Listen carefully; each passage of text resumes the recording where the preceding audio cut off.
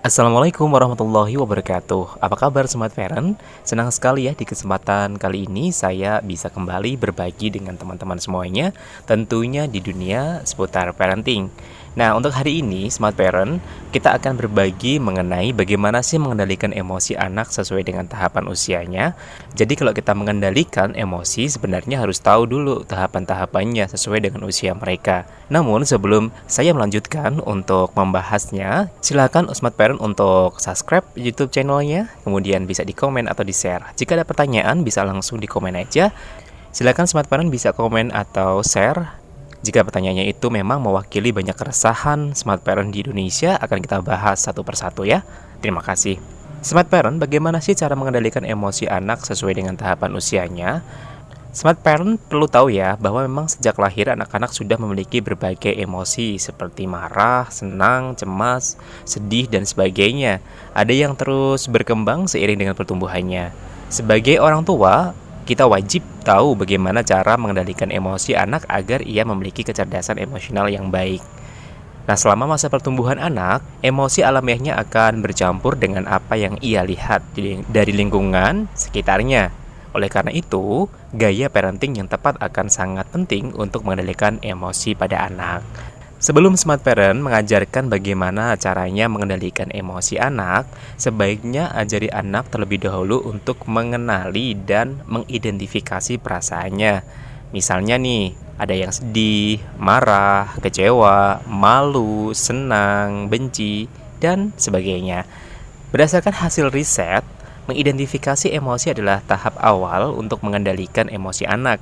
Jangan sampai anak-anak tidak mengerti perasaannya sendiri sehingga ia jadi gagal mengontrol emosinya di kemudian hari. Nah, berikut ada beberapa cara untuk mengatur emosi dari bayi hingga anak-anak usia 6-10 tahun. Yang pertama, bagaimana mengatur emosi bayi? Sebagai kita tahu bahwa yang dinamakan bayi itu usianya adalah 0-12 bulan. Di usia ini, anak-anak akan menampakkan emosinya secara alamiah dan mengenal emosi kedua dari lingkungan terdekat yang ada di keluarganya. Sesuai dengan perkembangan otaknya, emosi bayi akan berpengaruh apabila berhubungan dengan 3 hal, yaitu sentuhan, pelukan, dan makanan. Rasa senang dan sedih tergantung pada 3 hal tersebut, yaitu tadi sentuhan, pelukan, dan makanan. Nah, dari riset ini menyatakan bahwa bayi berusia 6 bulan mulai bisa menyesuaikan kondisi dan mencoba mengatasi emosinya sendiri. Namun Smart Parent bisa membantunya untuk jadi lebih senang dengan memutarkan lagu maupun mengajarkannya bernyanyi, atau bahkan bisa mengajaknya bernyanyi. Kalau kita ingat zaman dulu, orang tua biasanya kalau anak-anak tuh nangis diajak keluar dan dinyanyiin, yaitu biasanya Nina Bobo, oh Nina Bobo. Nah, seperti ini adalah hal secara alamiah orang tua mengajarkan emosi kepada anak untuk tidak menangis, agar rasa stres yang dialami bayi bisa berkurang dengan adanya stimulasi dari melodi musik yang diputarkan atau dengan suara orang tuanya. Jangan lupa ya bahwa interaksi dengan orang tua maupun orang terdekatnya adalah cara ampuh untuk membuat bayi lebih tenang.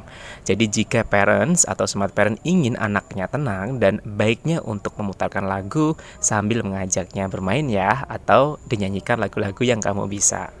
Yang kedua adalah mengendalikan emosi anak di usia balita. Balita itu usianya 1-5 tahun. Nah, di usia ini, rasa takut adalah emosi yang paling sulit dimengerti dan diatasi oleh anak balita. Pada usia ini, orang tua mulai mengakrabkan anak dengan emosinya sendiri. Misalnya nih, ia menangis, maka Smart Parent perlu bertanya apa yang ia rasakan. Saat ia senang, Smart Parent juga perlu bertanya lagi, mengajaknya berinteraksi tentang apa yang membuatnya senang.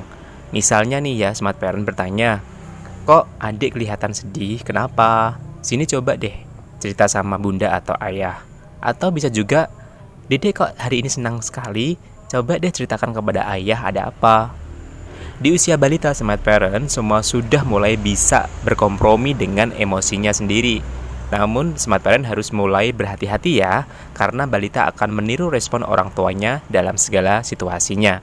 Jadi, lebih berhati-hati dalam bersikap. Karena Anda, Smart Parent, adalah idola pertama anak, maka Andalah yang akan ditiru olehnya. Nah, yang ketiga atau yang terakhir, bagaimana mengendalikan emosi anak di usia anak-anak, yaitu usia 6-10 tahun. Nah, smart parent harus sudah mulai mengenalkan emosi kedua nih atau secondary emotion. Di sini mereka bisa terpengaruh lingkungan, media, dan memiliki pemikiran sendiri tentang segala sesuatu ya. Anak-anak tak hanya harus mampu mengidentifikasi emosinya sendiri, melainkan juga mampu mengatakan apa yang menyebabkan ia seperti itu. Ia mestinya sudah bisa menahan diri dari emosi yang mungkin dapat merugikan orang lain. Ia juga belajar kata maaf, kebaikan, dan segala macam tentang emosi baik. Anak-anak mulai tahu nih mana yang baik dan buruk, mana yang jahat dan menyebabkannya. Jika merugikan orang, maka sebaiknya ia tidak melakukannya.